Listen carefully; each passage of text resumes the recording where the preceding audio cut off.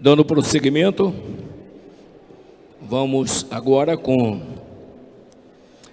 Harrison Luiz, Universidade Federal de Santa Catarina, Brasil. Se a gente já quer fazer diferença, a gente tem que estar no mesmo nível das pessoas com quem a gente quer atingir. Então, eu vou falar aqui de baixo.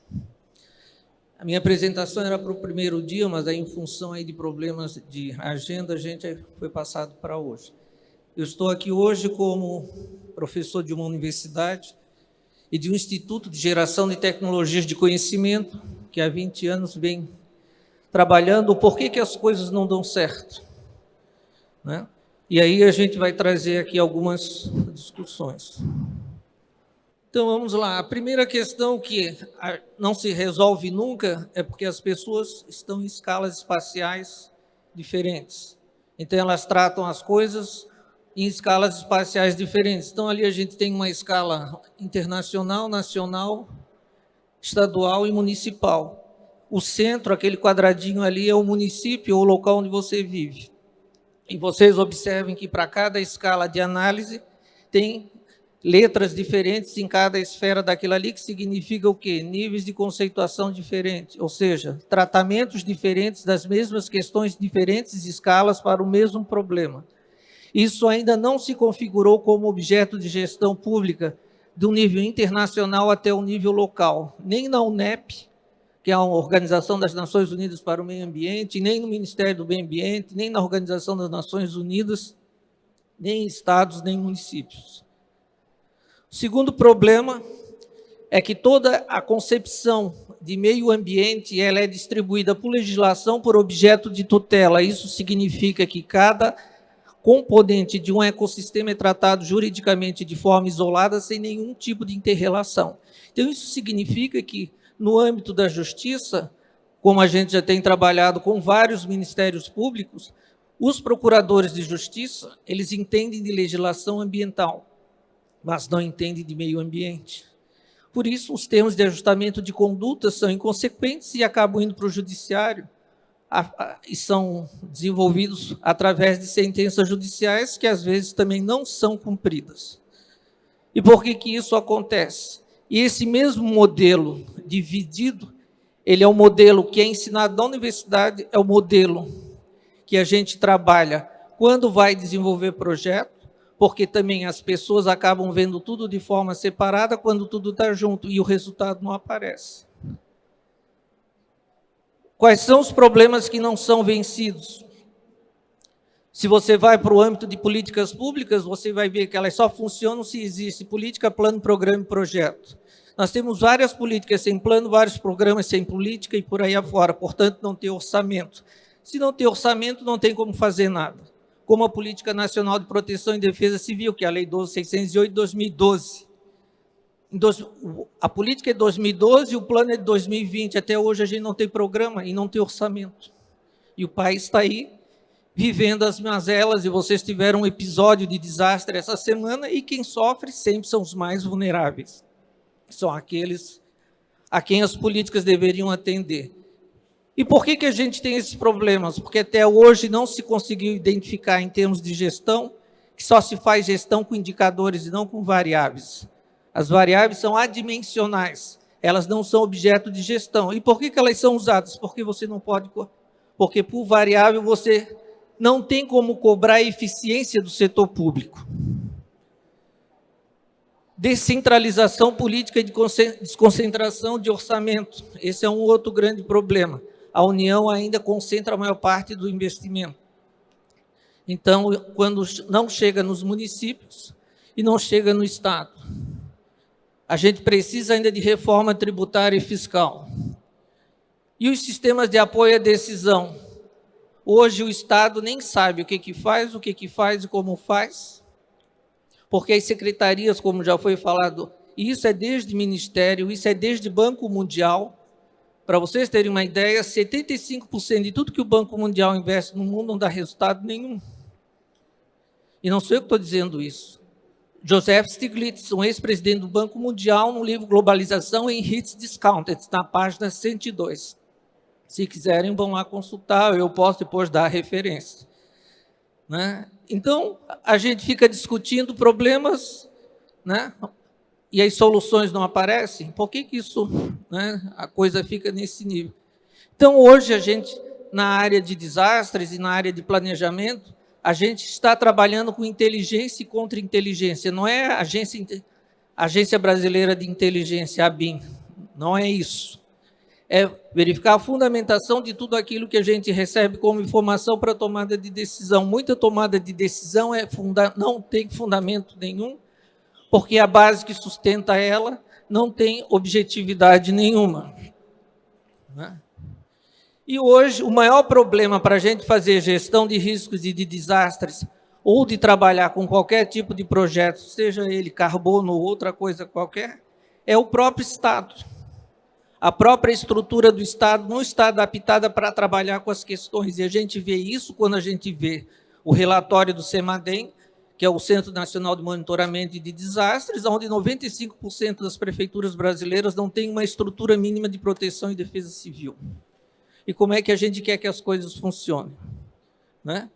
E ainda se confunde aspecto, impacto, passivo e dano. O aspecto é o fato gerador. O aspecto é o fato gerador, o impacto é o fato resultante, o passivo é de natureza financeira e o dano é de natureza legal, que pode ser patrimonial, extrapatrimonial, na sua modalidade individual ou coletiva. Quem é da área do direito sabe disso. E sabe também muito bem que não existe metodologia de avaliação de custo ambiental no Brasil. A primeira tese está saindo agora de uma procuradora de justiça do Ministério Público do Estado do Amapá, a doutora Ivana Lúcio Franco Sei, que eu também estou como co-orientador, né? Então, para vocês verem, então, quando as empresas ou o governo deixa de fazer a sua parte, existe algum impacto, como aconteceu em Brumadinho e coisas do tipo, ninguém tem como cobrar. Porque qualquer advogado iniciante contesta qualquer tipo de perícia que foi feita por falta de fundamentação.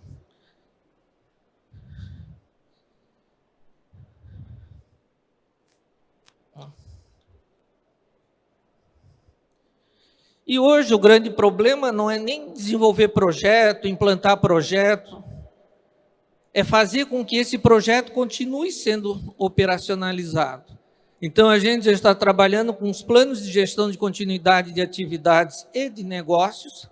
Quando a gente fala atividade, a gente está falando dos processos operacionais. E quando a gente está falando das atividades, a gente está dos negócios, a gente está falando do mercado, das relações e de todo o público que envolve, tanto fornecedores quanto o próprio mercado e os clientes, que somos todos nós.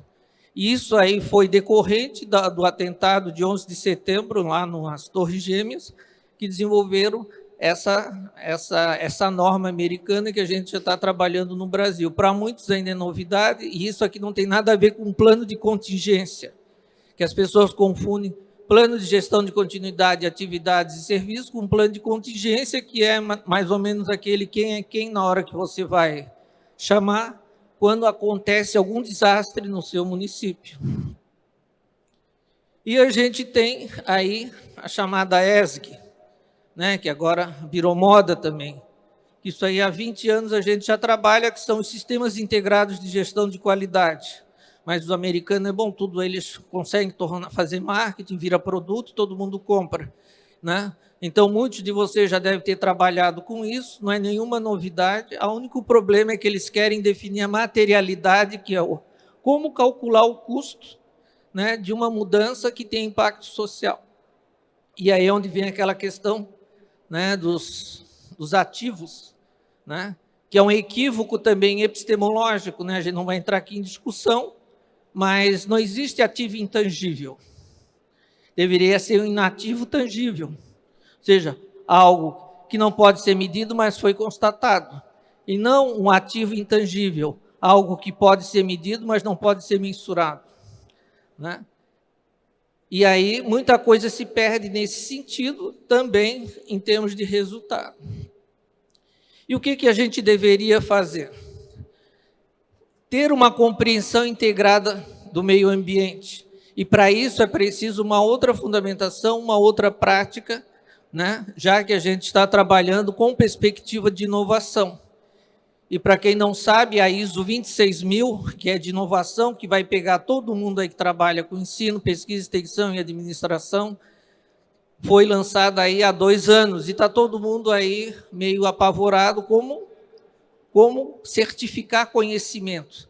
Sim, mas até agora o conhecimento não era intangível, né? Como é que agora existe uma ISO que está dizendo que o conhecimento vai ter que ser certificado? E se o conhecimento é intangível, como é que a gente está fazendo ciência e produzindo tecnologia? Isso é para vocês refletirem, né? Então, isso aqui a gente já trabalhou em 2004, tá? Que é um trabalho que a gente fez junto aí aos ministérios públicos, trabalhando promotorias de justiça por bacia hidrográfica. E com isso, a gente tem essas outras orientações aqui no sentido de trabalhar o tempo de organização das comunidades. Nós estamos em 2022, ou seja, 2022 anos após Cristo. E a gente ainda não aprendeu que a gente está aqui discutindo problemas, não são os nossos problemas, são os problemas do mundo. E que esse mundo quer solução. E essas pessoas que querem solução, elas nem sabem do que a gente está discutindo aqui. E a gente tem que fazer isso chegar lá. E essas características aí foram trazidas pelo Joseph Stiglitz, quando ele fez as análises sobre o Banco Mundial de tudo que ele financiava no mundo, ou seja, a primeira coisa que acontece é que quem faz os projetos não integra as comunidades. Logo, os projetos já começam errado. Segundo, a organização das comunidades é diferente em todas as partes do mundo, em termos de mobilização. Então, o cronograma que você coloca para o projeto já vai também não acontecer. Então, você vai ter que gerar termos aditivos consequentes, e por aí afora. E, por fim, a cadência e a intensidade. Tem organizações e comunidades que você tem que trabalhar, primeiro organizar para depois fazer o projeto. Se você chega com o projeto, a coisa não acontece.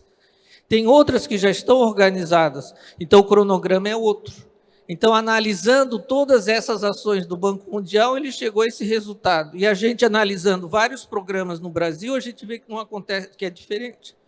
Para vocês terem uma ideia, a metodologia de avaliação de políticas públicas ex post e ex ante, que é definida antes e depois que ela é produzida pelo IPEA, é agora de 2018, então significa que até então não existia também uma metodologia para avaliação de políticas públicas no Brasil.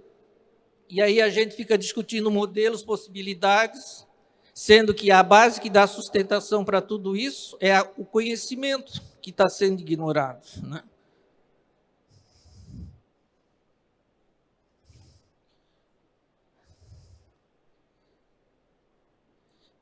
E o que é preciso integrar hoje?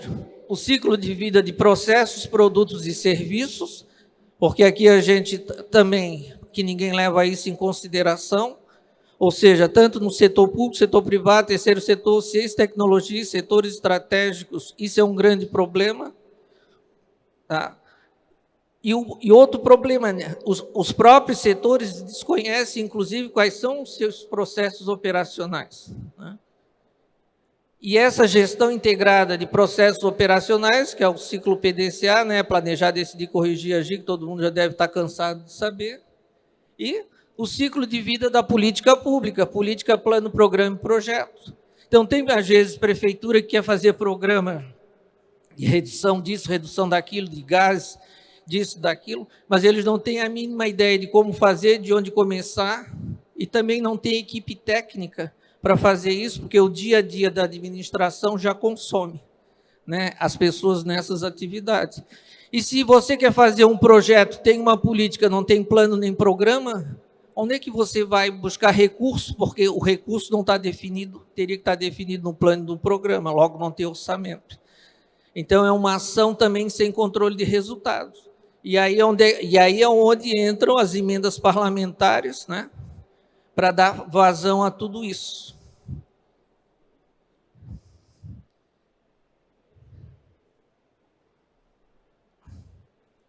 E aí, com base nisso, o que, que a gente está trazendo para vocês aí de contribuição? a gente desenvolveu uma incubadora de produção de conhecimento para projetos. O que significa isso? Tá?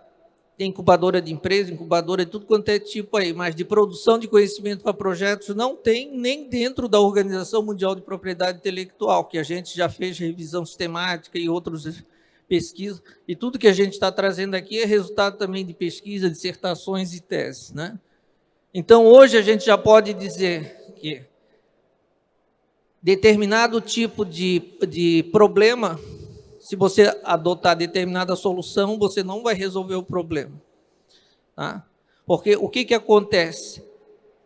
Você está desenvolvendo, nós fomos ensinados, e isso eu me incluo também, porque eu não sou nenhuma coisa extraordinária, nós fomos ensinados a desenvolver soluções dentro do modelo que fundamentou o próprio problema. Então, como é que a gente quer uma solução? E como é que a gente sai disso? Através de uma outra perspectiva teórica e metodológica, que a gente também já avançou nisso aí, que a gente não vai discutir aqui agora, que não cabe o tempo. E com isso a gente tem condições de dizer para vocês que todos os ativos são tangíveis, inclusive o conhecimento. Que se vocês forem lá no clássico da gestão do conhecimento, que é o Nonak Takeuchi, vocês vão verificar, né, que conhecimento é crença. Então, ele usou um conceito de Platão, e crença, cada um tem a sua, portanto, não pode ser medido. E, por fim, né, uma plataforma monetizada de conhecimento, ou seja, onde tudo pode ser garantido, tudo pode ser avaliado. E, para a gente funcionar hoje, a gente precisa de um fundo de aval internacional para projetos. E não é só no Brasil, é no mundo de uma maneira geral. Muito obrigado.